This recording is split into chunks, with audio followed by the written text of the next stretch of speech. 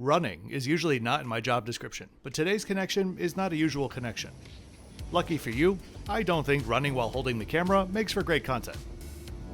My flight from Mauritius landed a little over 2 hours late, giving me what turned out to be a 9-minute transit time. Luckily, after getting through security, I saw that our flight was delayed for a half hour, I believe just for us. So I suppose that check-in agent was right after all. By the way, if you're ever curious about the price that I paid for this flight, or the equipment that I use on a daily basis while traveling and creating, all of that can be found in the description below. Let me welcome any of you that might be new to the channel. My name is Kevin. I'm here to give you a self-funded and honest look at some of the best, most unique, or simply most popular airlines and hotels in the world, which I've been bringing to you full-time for 5 years now. I'd love for you to know more about how I do things on the channel, so simply scan the QR code or check out one of my hundreds of videos to do so. Let's get into the trip report.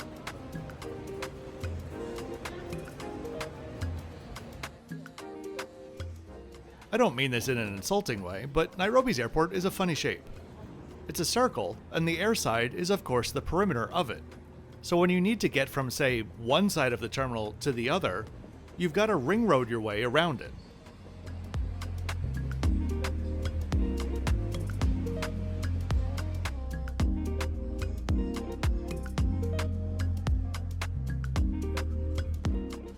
By the time I got to the gate, I was one of the last to scan in. Once past the desk, I felt like I was stepping into a different world. This gate is the strangest and also probably the coolest boarding process I think I've ever seen. You essentially catwalk your way straight out where there would normally be a jet bridge, then make your way down steps to the ground level. I would love to know the purpose of this if someone wants to tell me. It certainly provided for some great views of my 10-year-old 787-8. Right now, I'm flying to Bangkok, but this aircraft actually continues straight on to Guangzhou after dropping us off.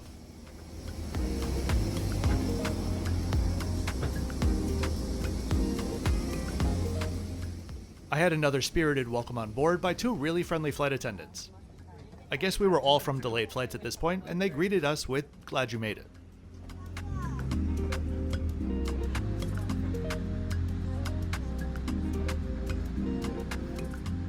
These are the same seats that I had on my recent lot flight to Mumbai.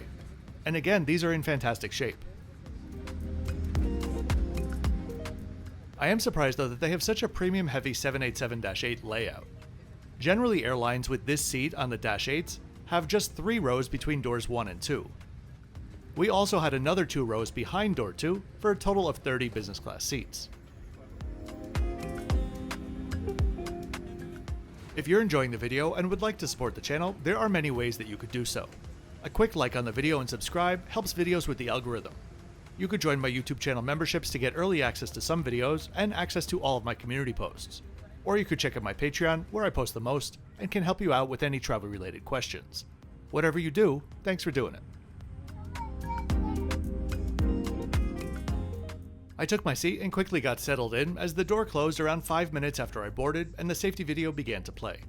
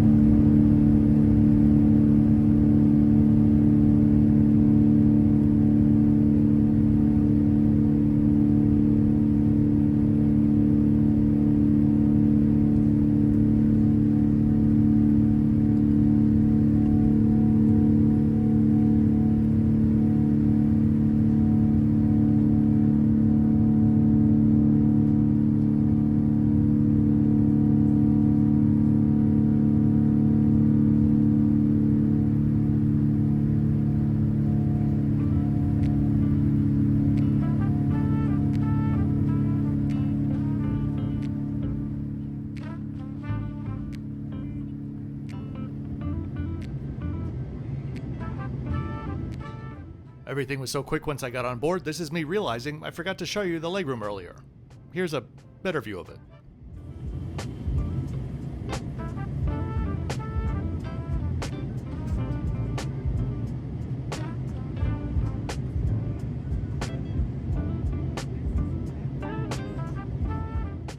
Kenya Airways has pretty nice bedding, starting off with a nice and thick foam mattress pad. Very similar to the one that I had on Aeromexico, which makes for a much more comfortable seat. The pillow was the same as my previous flight, and is a good size and plumpness.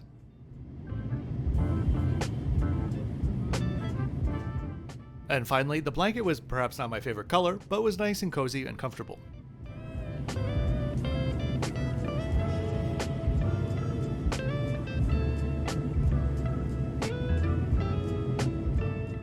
Hot towels were passed around, and the crew took orders for the first meal.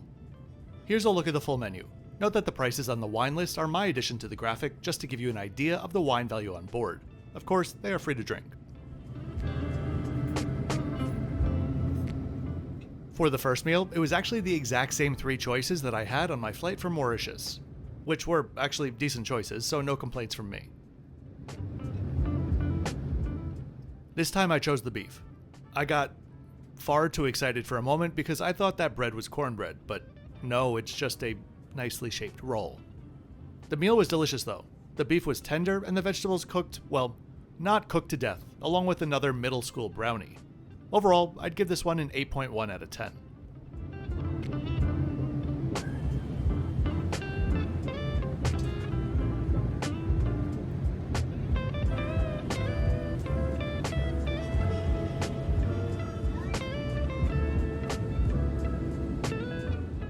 I'll talk to you about service as we look at the entertainment options on board, which were easy to navigate with a decent selection of movies and TV shows. Plus, we had a moving map this time. The note that I wrote down about the crew while I was on board was quote-unquote, very orderly and efficient crew who were also very jolly.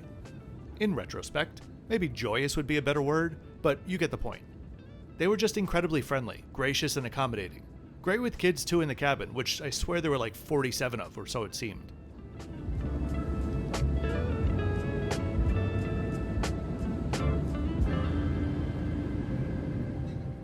It's so hard to get a video clip of these seats without getting really awkward with your neighbor, so I took this literally 20 seconds after I got on board. I got a few looks. Just in front of where my seat was a small snack and refreshment station setup.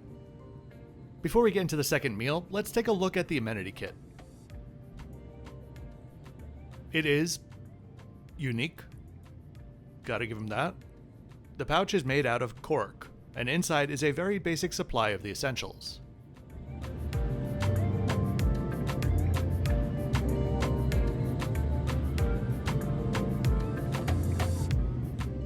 With no lotion or similar inside the kit, I was surprised that there was also nothing in the bathrooms, but they were kept very clean and tidy. Lovely window tint.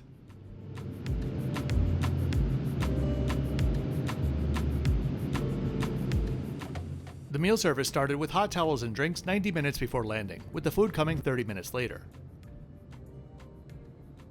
The choices were vegetable kiswahiki, tomato omelet, or grilled chicken sausage served with coconut matoke, sautéed spinach, sliced mushrooms, and grilled tomatoes. I had the sausage, and that along with the coconut matoke, think plantain stewed in coconut milk, was delicious. I love that it was a local option and just different from any other airline meal that I've had before.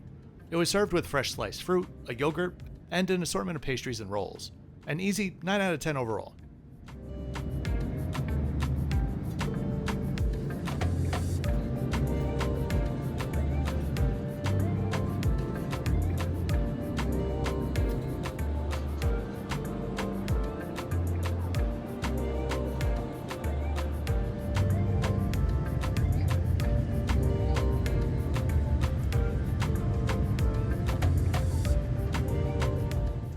As we began our descent into Bangkok, I had some unexpected visitors.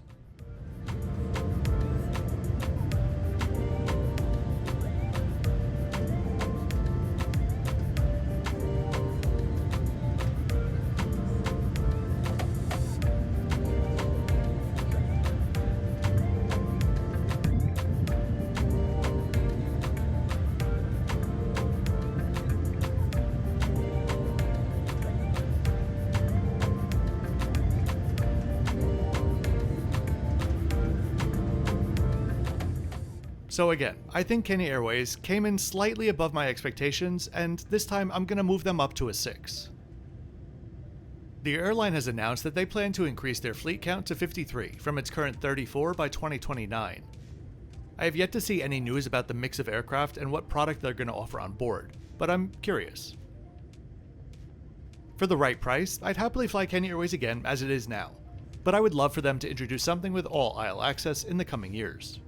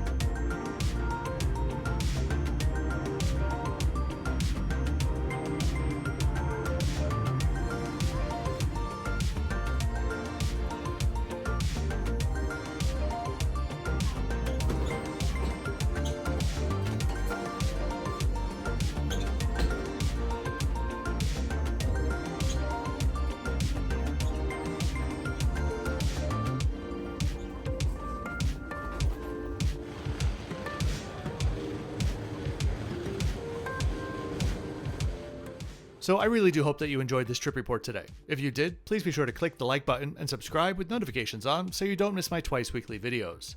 I'll see you next time from Bangkok. As always, thanks for watching until the end.